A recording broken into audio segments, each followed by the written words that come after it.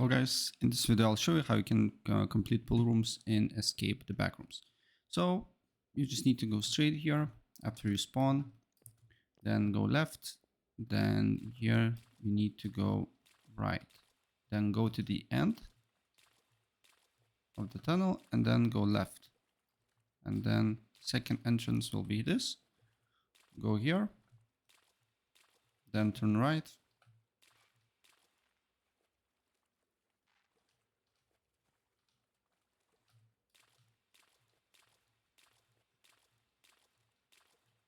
then go through this dark thing here.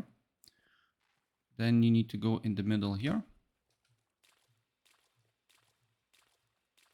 You'll see the entrance.